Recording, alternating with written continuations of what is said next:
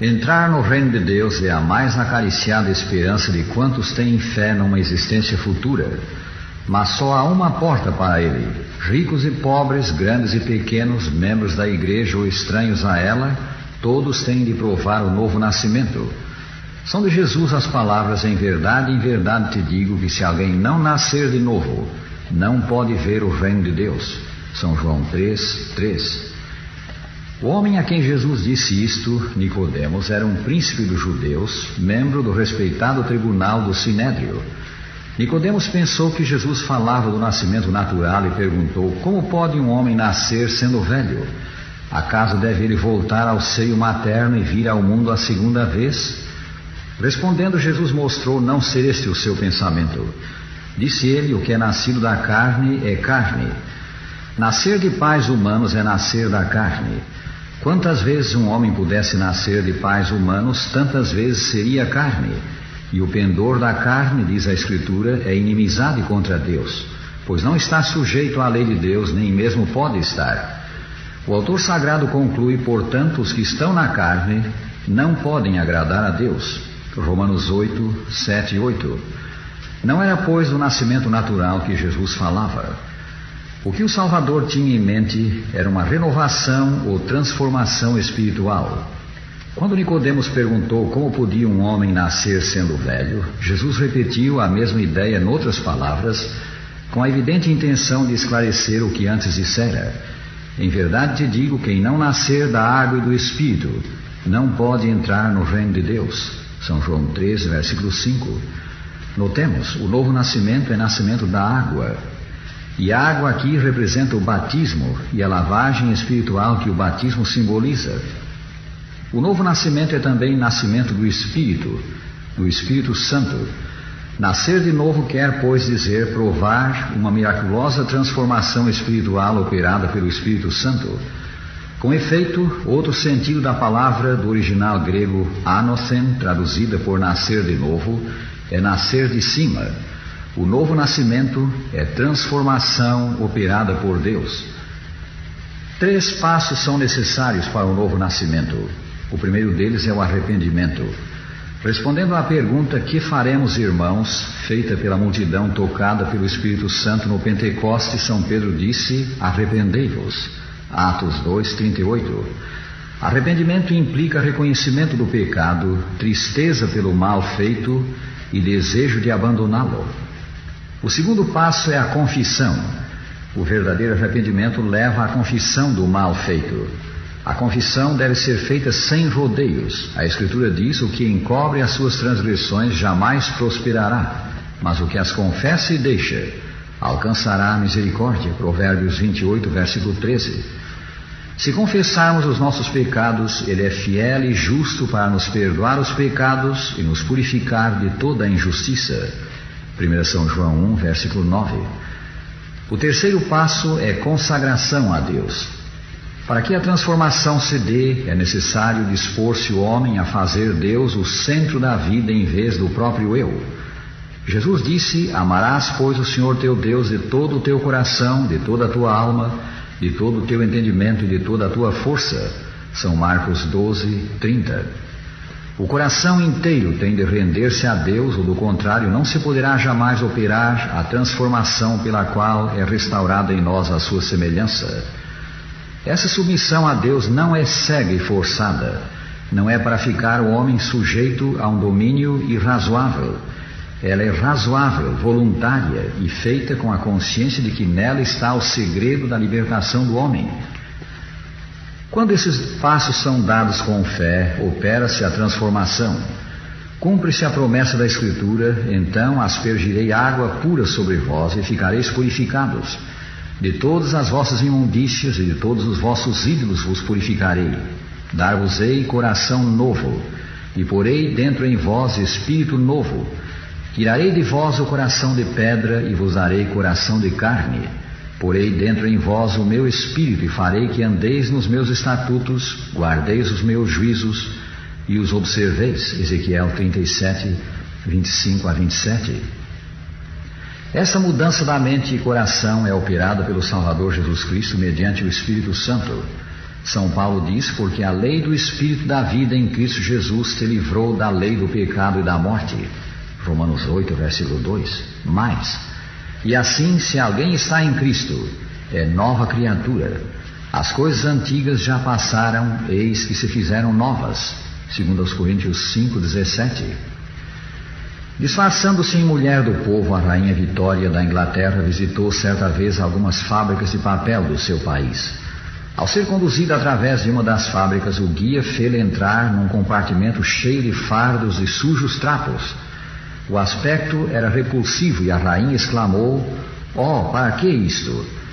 Desses trapos, esclareceu o guia, fazemos o nosso mais lindo papel. Posteriormente, ele ficou sabendo que a visitante era a rainha. Providenciou para que a fábrica transformasse parte daqueles trapos em papel branco de fina qualidade, com o perfil da rainha em marca d'água. Então enviou o papel à rainha com as palavras: Majestade, estes são alguns dos trapos.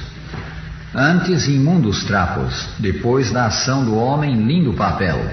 Antes escravos do pecado, praticando toda a sorte de coisas ofensivas a Deus. Depois da ação divina, novos homens e mulheres com coração transformado e fazendo o que agrada ao céu. O apóstolo diz: ou não sabeis que os injustos não herdarão o reino de Deus?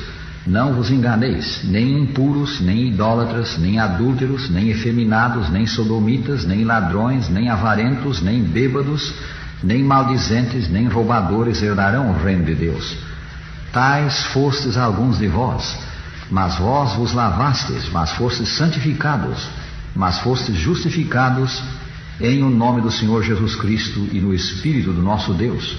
1 Coríntios 6, versículos 9 a 11. A mudança da mente, o coração renovado, é que constitui o novo nascimento. E quando alguém prova esta mudança interior, operada miraculosamente pelo Espírito Santo, a vida que passa a viver dá testemunho dela. A nova vida é de imitação do santo exemplo de Cristo, vida de conformidade com os mandamentos de Deus. Tal é a experiência requerida para entrar no reino, a experiência indispensável. Não importa a nossa profissão de fé, nossa filiação religiosa. Alguém pode ser um membro da igreja e não ter provado o novo nascimento. Alguém pode ser um ministro do Senhor e não ter nascido de novo. E a palavra de Jesus é clara e forte: se alguém não nascer de novo, não pode ver o reino de Deus. Já alcançaste, amigo, esta santa experiência? Operou Deus em ti o milagre dessa transformação? Se é que não, por que não a buscas de Deus? Como alcançamos o novo nascimento? Nicodemos quis saber isto e perguntou ao Senhor: como pode suceder isto? Jesus respondeu: e do modo por que Moisés levantou a serpente no deserto, assim importa que o Filho do Homem seja levantado, para que todo o que nele crê tenha a vida eterna. São João 3, 14 e 15. Quando muitos dos filhos de Israel agonizavam no deserto, mordidos pelas serpentes ardentes, Deus instruiu Moisés a levantar uma serpente de metal e dizer ao povo que, olhando para ela, viveriam. Sabia o povo que não havia virtude na serpente, mas no que ela simbolizava. A serpente era símbolo de Cristo. O que acontece quando olhamos para Cristo por nós levantado na cruz? Quando cremos nele como nosso Salvador e o recebemos no coração? O Espírito de Deus, mediante a fé, produz uma nova vida na alma. Os pensamentos e desejos são postos em obediência à vontade de Cristo.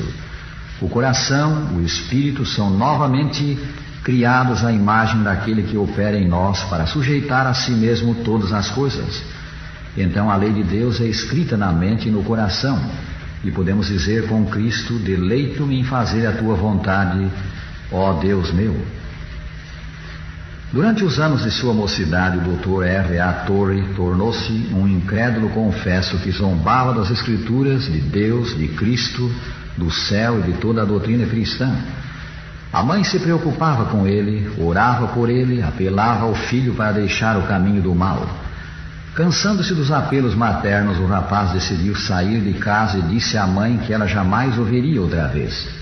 A mãe acompanhou o filho até a porta e depois até fora no portão, apelando e chorando. Ao despedir-se, disse-lhe: filho, Quando chegares à hora mais escura da tua vida e tudo parecer-te perdido, se honestamente apelares para o Deus de tua mãe, serás ajudado. O moço caiu mais e mais na descrença e pecado. Um dia, quando sozinho num quarto de hotel, sem poder dormir, cansado dos pecados, cansado da vida, ele resolveu levantar-se, tomar o revólver e, para usar suas próprias palavras, acabar com esta farsa chamada vida humana. Ao saltar da cama para praticar esse desatino, vieram-lhe à mente as palavras da mãe: Filho, quando chegar a tua hora mais escura, apela em sinceridade ao Deus de tua mãe e serás ajudado. Prostrando-se junto à cama, ele disse: Ó Deus de minha mãe, se existe um tal ser, eu quero luz. Se me a deres, não importa como, segui-la-ei. Deus ouviu a oração. O moço voltou ao lar transformado e veio a ser um famoso evangelista. Prezado amigo, qualquer que seja a tua condição, se creres em Cristo como teu Salvador e a Ele apelares com fé, serás socorrido, serás mudado, transformado pelo Espírito Santo, provarás o novo nascimento, a experiência indispensável para a entrada no céu. E agora, despedindo-nos, dizemos: o Senhor te abençoe e te guarde. O Senhor faça resplandecer o seu rosto sobre ti e tenha misericórdia de ti. O Senhor sobre ti levante o seu rosto e te dê a paz.